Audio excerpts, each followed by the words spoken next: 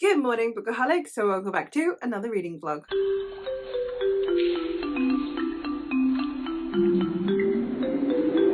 Today's reading vlog is going to be my mythology reading vlog, where I am going to be working my way through 3 mythology retellings from authors whose works I have previously given 5 stars. The first one is actually not here yet. It is arriving today, so I will be able to start it today, but it's not here yet, and I will tell you about that obviously a little bit more once it's here. I looked at the synopsis when it first was announced, and since then, because I knew I wanted it, I haven't looked at it again and I can't remember what it's about. So that one I'm just reading, and I'm buddy reading that one with some friends over on my Discord. I absolutely cannot wait. The next one that I have is The Goddess of the River by Vaishnavi Patel. This one is by the author of Kaiki, which again I gave 5 stars and really loved, so I'm very excited for this one. And this is a retelling of the Mahabharata, which is one of the kind of big Indian mythology tomes. That one and the Ramayana are the 2 like big deals. They are the Odyssey and the Iliad of Hindu mythology. This is going to follow the story of Ganga, who is the goddess of the river. I don't know this myth. I read like a collection of Hindu myths. I'm fairly certain she was mentioned in it, but I don't know a huge amount about this myth. But I'm very excited to give this one a go. So then the other book that I have is The Weaver and the Witch Queen by Genevieve Gornichek. I loved The Witch's Heart by this author. That was a retelling of Angabodha's life, and this one is a retelling of Gunhild. I'm very, very excited to give this one a whirl. This one is about 2 sisters and a friend who are the subject of a prophecy. I'm very excited to get into this. Each of these books conveniently is in 4 parts. So I started this one yesterday and I will be finishing it on Sunday. So it's a part a day, which has worked out really nicely. As I said, I have started Goddess of the River. This one is the story, as I said, of Ganga, who is the goddess of the river. And so she was one of these cosmic gods, and then Shiva traps her as a river on Earth. Then she befriends the other group of gods. Essentially, there's 2 types of gods, and she befriends the other gods. They are punished. They have to live their lives as humans. So she is then punished in becoming their mother. She becomes human and she marries this man who is a king, and then she gets pregnant with each of these gods. So what she does is, as soon as they are born, she drowns them so that they can then once again become gods. So the human form, they came out as a human, so they've done their time living as a human, and then she kills them and they come back as a god. And then with the last one, she gets caught. The king then takes her son away from her and he is going to live as a human. But since she has now birthed all of the gods that she was intended to, she is now going to have to come back as a goddess. And it's been very emotionally taxing, I'm not gonna lie. And I'm going through a mental health spate at the minute. It has very good content warnings at the start. It tells you even the chapters where the worst of it happens. So I was prepared, but it is emotionally taxing, and it is really interesting because it is framed through the guise of these deities, right? So you understand why Ganga's doing it, but at the same time you're watching her murder her baby. And you know, obviously from the king's perspective, because she told the king all of the other babies were stillborn and that she was disposing of them so that she could kill them and they could come back as gods. The king catches her with the last one. So like, in a way, you're also like, from the perspective of the king, he's going to have to come to terms with the fact that his 7 previous children were probably not stillborn. They were probably alive, but then also, you know, now he's got his son. So I am very interested to see where the next part is going to go and how this is all going to pan out, and whether or not it means that her son's going to hate her and want her dead versus whether or not he'll understand. I'm curious to see. So yeah, I've got these to go. This is going to be such a fun week, and I am predicting right here, right now, I am predicting we're going to have a fully 5-star week. I think all 3 books that I am reading this week are going to be 5 stars.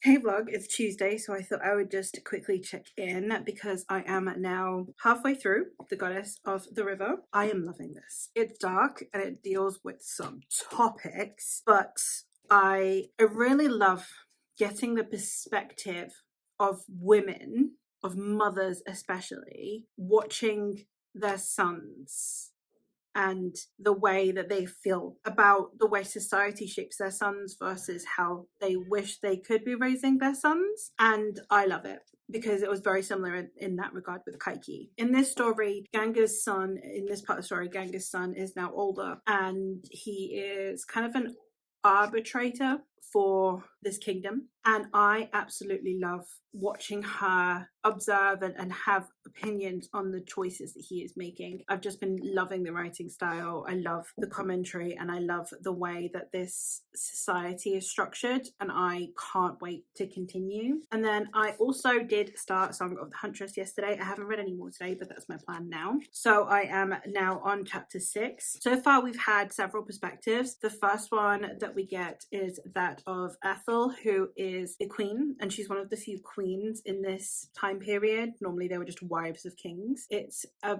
quite pivotal moment in history that actually happened, where we have her burning down a fort that her husband had made because she doesn't want the risk of someone else taking over it, having a foothold, and then having more strength. So she'd rather burn it down. And then you have her husband being in full support of that versus having the rest of his court being like, that looks like a huge disrespect on you, that looks bad. And then we've also been getting Hala, she was one of Boudica's knights, who then fulfills the myth of the wild hunt. So where you have the king that went into the Fey realm to get all that he desires, and then comes back, and it's actually been hundreds of years since he went in. That's what happens to Hala. She went to go find aid for Boudica, and then has come out 300 years later, and obviously Boudica is dead, and she's finding out everything that happened, and she is now the head of the Wild Hunt alongside a load of other female warriors. I absolutely cannot wait to continue reading this, so that is my plan. I'm going to have to speed up my process because I am having wisdom tooth surgery on Friday, and I don't think I'm going to want to be vlogging during that time. So my hope is that I will read through all 3 of my mythology books before my surgery, so that then I can check in and update you, and that's kind of the end of it. So we'll see how that goes. Wish me luck, and I will check back in once I've made some more progress.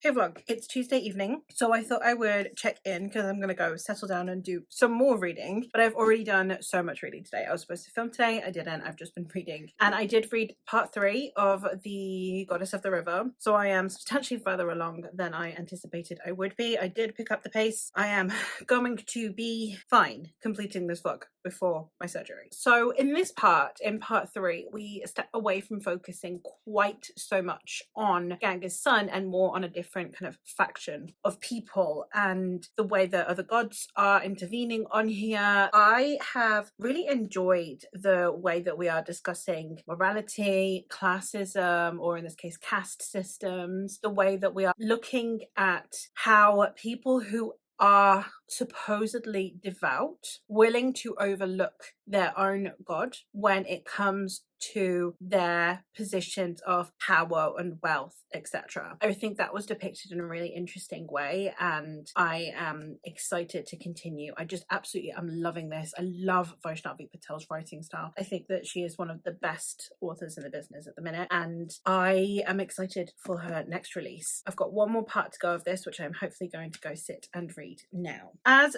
to Song of the Huntress, I was like, I'll read like 5 chapters a day. I'll take it slow. I'm now on chapter 16.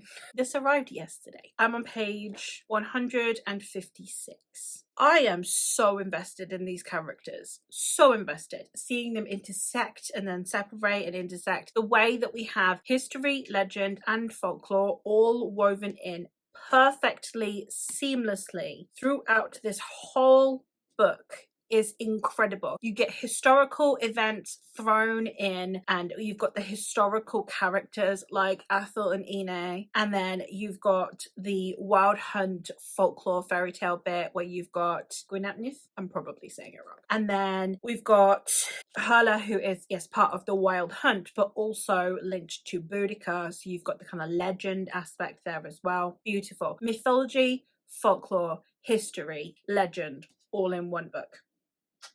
Perfect. It's perfect. I'm so invested in these characters. Like, there was a point where I was so worried about a character. They're a POV character, so I literally flicked forward until I saw their POV again, and I was like, okay, I was that concerned. I love the way that Lucy Holland writes. I love how immersive it all feels. It works for my brain. And one of the things that I've been loving about this particular combo is that I know very basic Hindu mythology. I have read ones written by Caucasian authors in tiny bind-ups, you know?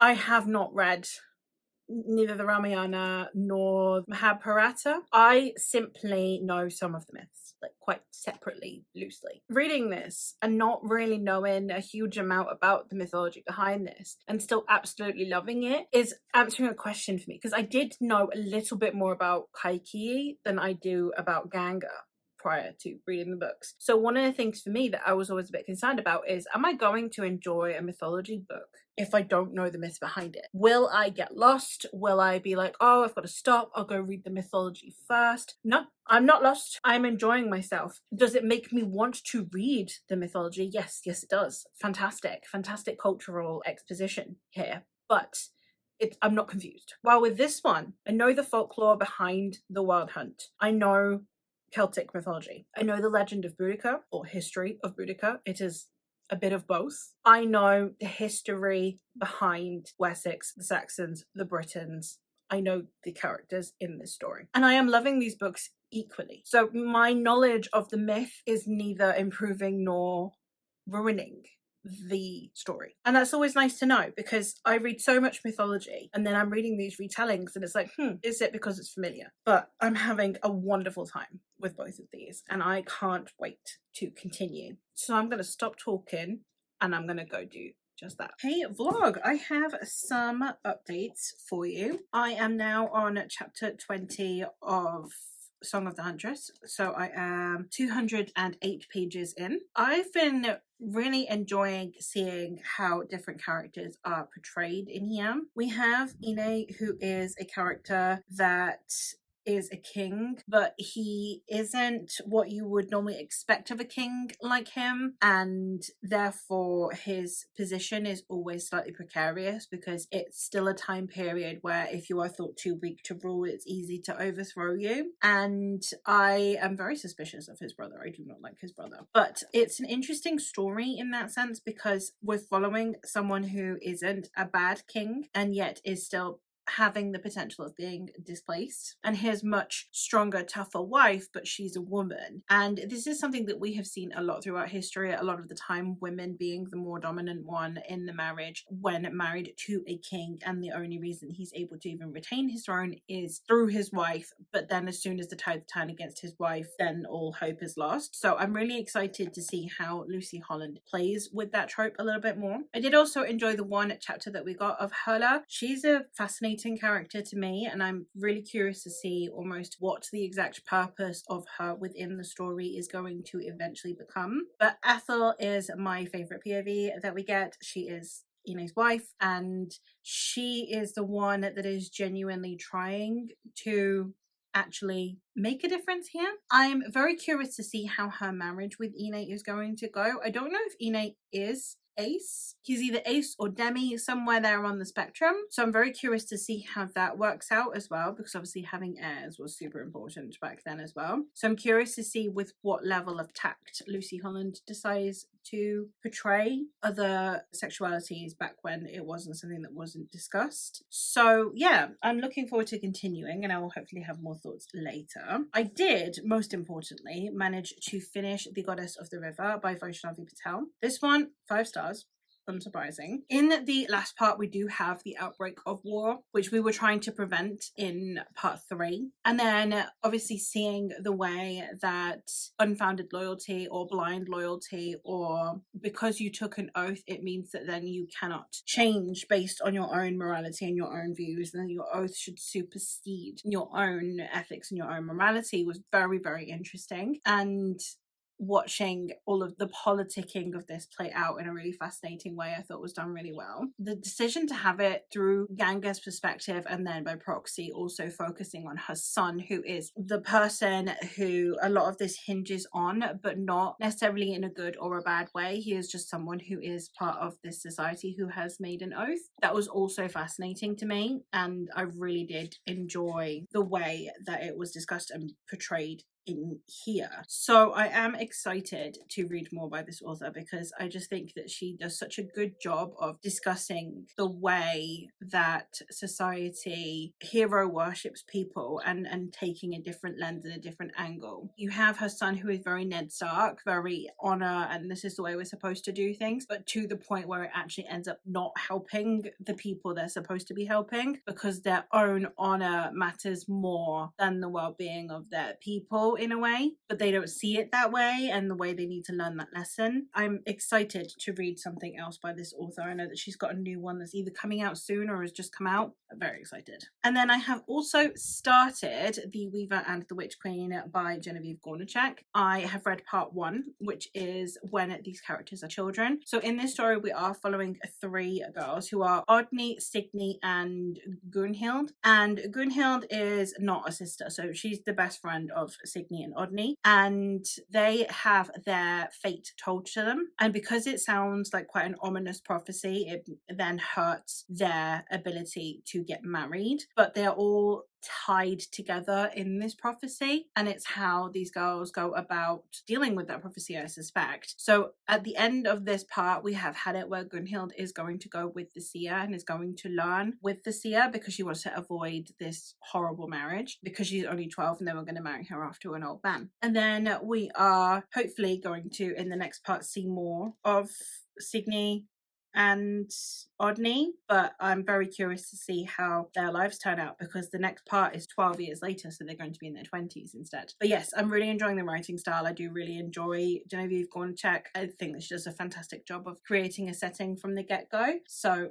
hopefully I'll be able to continue reading this later on today. Not bad going. I'm 1 down. I am a little under halfway through the other, and I have started the other. So I have until Friday to get all of these done. Well, Friday morning before I leave for my surgery. So hopefully I can get all of these done. Hey vlog, it is Thursday, so I thought I would come and check in, because I have made some progress in both of my reads. Starting out with Song of the Huntress, I am now on chapter 25, which gets me to page 262. I am still absolutely adoring this. I love the way that we are weaving all of these different POVs together. We have once again had Ine, Ethel, and Hala, which I am very much enjoying, getting all of their different takes. One of the things that I have noticed as well, that I just noticed at the end of like a couple of chapters ago, they call Boudica, so she's Boudica of the Esseni, but they have done it with an E, not an I. The thing is that the way that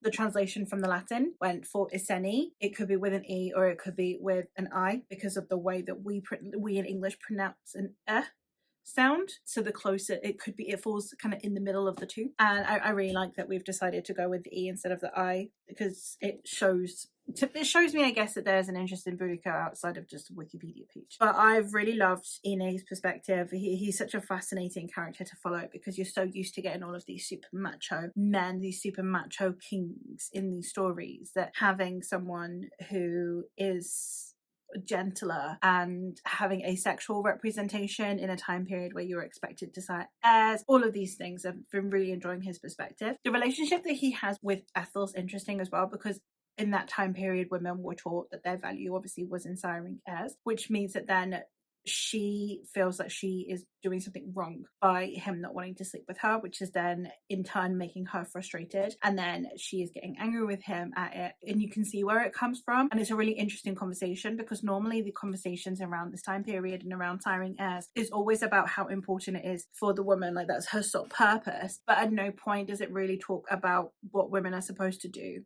in those circumstances, where the man won't want to sleep with her because he's gay, because he's ace, because he has medical conditions, all of these things. It's always her fault. It was really interesting to talk about it in a way where it's like actually her getting angry with him when it's beyond his control. It was interesting instead of the other way around. Instead of it being like, she's not getting pregnant no matter what I'm doing, it's, I can't get her pregnant. It's an interesting conversation. I really like the way it shifted focus, and in a way the way that we're putting Ethel in the position of the person who is getting angry at the lack of intimacy and thus ability to get pregnant coming from the woman instead of from the man was also an interesting conversation starter that I did really appreciate, especially because it's not coming from him being disinterested in her in the sense that he doesn't care that it's bothering her. It's not coming from a position of him sleeping with someone else. It is literally just that he is asexual, and I'm really appreciating that conversation that is being had. And while obviously it is somewhat flipping a problem that we do have a lot of the time in this time period when discussing it, when it comes to pressuring women to having children and having sex, and it's inverted, while I don't normally think that inverted misogyny is helpful, I don't think that misandry is helpful, I think in this case it coming from this deep-rooted fear in her purpose as a supposed human incubator, I think is well founded in the sense that it shows the fear that is coming from both of them and the way that that is affecting their interpersonal relationship. So I do really appreciate the conversation, because it doesn't feel like it's just outright now she's going to start beating him up because he's not doing what he's supposed to be doing. It's more the panic that is arising in both of them, and I like that. I like the conversation that's being had. I'm really loving also getting Hela's perspective, because obviously we're seeing the way that these women, they're kind of like Amazonian warriors, but in a Celtic way, in a we follow Boudica kind of way. And I love that, and I'm really appreciating that output. So for the most part, just having a great time. Difficult to continue talking about it without spoilers, but I am hoping to go sit and finish this now before dinner. Then the other one that I've made some decent progress in is that I have read part 2 of The Weaver and the Witch Queen, and we are now obviously getting all of these girls when they are older. It starts out quite tragically, actually. I wasn't expecting it to kind of go this hard this quickly, especially because obviously we saw these girls being told that they have a difficult future ahead, and the prophecy that basically kind of deems them as cursed. Having this prophesized, one of them running away and all of things not going well, then watching these sisters as adults have to endure all of that, but then on top of it, the crap they have to put up with from society, they then on top of that have to put up with this horrific event at the start of this part. The conversations that were being had between the sisters moments before this atrocity happened, all of that was very, very heart-wrenching. And then on top of that, we've got the section where we're following Gune, who has run away, and we're seeing her now as a witch, and obviously she's the one that is the more quintessential character because she is the one who is actually known in myth and in legend. So following these perspectives, seeing the magic side kind of get brought in. We've got Odney, who is a healer. She's trained like her mother. There were definitely a couple of moments there where I teared up as well. Like there was a moment where Odney is due compensation for something. Gune's father is the one that steps in and says, you owe her 12 silver pieces, and she was shocked because that's so much money for back then, and she just wasn't expecting it. And he's saying, well, I couldn't help my daughter, so this is my way of giving back to the universe through you, and just these things. And I don't know, it's been a very emotional ride, and I am looking forward to continuing. So hopefully I can do that. It's going to be a bit of a stretch to be able to do it tonight, so I might need to brave facing you maybe on Sunday while my face is all swollen to give you some final thoughts. But I'm not vlogging next week. I've scheduled it in a way that I am not vlogging next week, so hopefully I can at least squeeze in before next Wednesday when this is due to go up. I can at least squeeze in a quick final thought if I don't manage to finish this by Friday. But yes, I'm going to go read all of this before dinner, and then tonight my hope is to read at least part 3 of this, which would get me to page 373, so like over 100 pages. I'm hoping that that would at least will get read, and then I might need to read part 4 tomorrow while I am anxiously waiting at the doctor's. We shall see. Hey vlog, so I thought I would check in because I have gotten to part 4 of The Weaver and the Witch Queen, and I am absolutely loving this. We have a couple of revelations. We have a trans character in here. I didn't know that was a thing. I mean, it makes sense because it's Norse, but we have a trans character in here. The romances have been blossoming in this last part. I really like the way that Genevieve Gornichek writes romances. I think she does a really good job of making them more palatable, I suppose, to a modern audience than you would expect from the time period, while at the same time not feeling hugely out of place. And I'm really loving seeing the development of these characters, and I am very curious to see how we're going to fare with the last part, especially because we still have a hugely pivotal part of the plot to still be revealed in this last part, and I am anxious to continue. So I thought I would just do a really quick check-in and say that I have done that. So my options were to finish Song of the Huntress, of which I have about 150 pages left, or I could try and finish The Weaver and the Witch Queen, of which I have 120 pages plus an author's note, which I will also probably read. I think what I'm going to do actually is I'm going to go finish The Weaver and the Witch Queen, and I'll have to check in tomorrow with this, and then I will read what remains of this tomorrow, so that I know I've got plenty of book to read while I'm in waiting rooms and panicking. I don't want to run out of book, because all of the books that I have for the foreseeable future are actually physical. I don't actually have any digital books in the queue at the moment, which is weird because I have been relying quite heavily on ebooks for when I'm out and about, but I suspect I'm not going to be doing anything next week. I feel like I'm going to be quite unwell. When I got a tooth infection, I got really unwell, so I keep feeling like the same is going to happen when I have my wisdom tooth removed. So I am going to take this so that I've definitely got, I feel like reading 150 pages is a lot of waiting room time, so I'm hoping that I can rely on this, and I will finish this now, because I also find that this is pacier than this. I can slow down with this one a bit more. That's what I'm going to do. I'm going to go finish this and check in the morning, and then I will read this when I'm out and about, and hopefully I will still be able to move my mouth muscles enough to be able to bring you a conclusion to this. If not, I'll just maybe force someone else to talk about it for me. But yeah, that is it for this update, so I'm going to go and continue reading now, and I will, as I said, check in the morning. Hey vlog, it's Friday morning, so I'm about to head out. I'm gonna go have surgery soon, so I thought I would check in because I have finished The Weaver and the Witch Queen. Another 5 stars, no questions asked. I had an amazing time with this one. The ending as well, the way that it panned out was great, because it's not your typical ending. There was a second there where I thought, oh, that conflict is just gonna disappear, and it kind of doesn't, but it doesn't end on a sour note or a bitter note or anything either, and I really, really appreciated that. So I just had a fantastic time with this. I loved the perspectives that we got. I loved the romances that we got.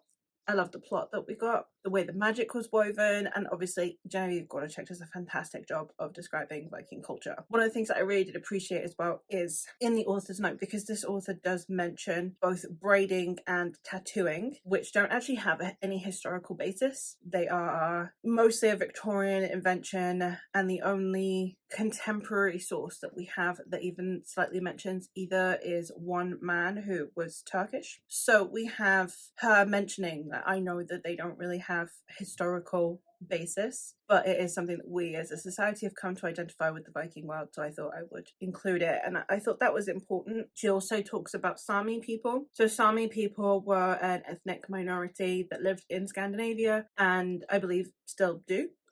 I think they're culturally still thriving, and there are mentions in here, and the choices that she chose to make based on their representation I thought was also interesting. I'm obviously not an expert in Sami culture. I don't know very much about Sami culture, so I can't speak as to how well described or depicted it is, but the choices that she made to not make them the villains in certain instances, I think was important. While we do have one of the villains, I believe, being Sami, not taking another avenue that was in the original sagas, making Samis even more the villains, I think was a good choice. But again, that one you'd have to look at Own Voices reviewers for more information. I can't speak as to it, but I think that the author's note was very well handled as well. So fantastic book, 5 stars, would definitely recommend. And now I'm going to get going, so I will at some point see you, hopefully before Wednesday, so that I can wrap up Song of the Huntress. Hey vlog, so I am just about functional enough to be able to come and wrap up Song of the Huntress. I did read this yesterday, so I read it while I was waiting to go into the doctor's, and then I read it when I got home, and I managed to finish it, and that is, as predicted, a full 5-star vlog. I had such a good time with this one. I really did appreciate how it ended and the emotional stakes that were put in place throughout here, the way that we have all of these descriptions, how immersive it was, and the interpersonal relationships were so complex, and moral questions that they were presented with as people who rule, etc. All of that really well done. So I am super glad to have read this, and I have once again solidified my love of Lucy Holland. So that is, so far, all 3 of these authors have a 5-star track record. So both Kaiki and Goddess of the River got 5 stars by Vaishnavi Patel. Both The Witch's Heart and The Weaver and the Witch Queen by Genevieve Gornichek got 5 stars. And both Sister Song and Song of the Huntress by Lucy Holland have got 5 stars. So these are definitely now solidified as favourite authors. I never put down someone as a favourite author unless I have read multiple books by them. And in the case of series, I need to have read more than one book that isn't part of the same series for it to count. And yeah, definitely solidified as new favourite authors. That's it for this vlog. I have 3 5-star reads from 3 favourite authors. Couldn't have asked for better. So that is all from me for today. Let me know if you've read any of these and your thoughts on them, or if you have read anything else by any of these authors and your thoughts on them. Also, based on my liking of these books, if you have any other recommendations for me. And I will hopefully catch you in another one soon. Bye!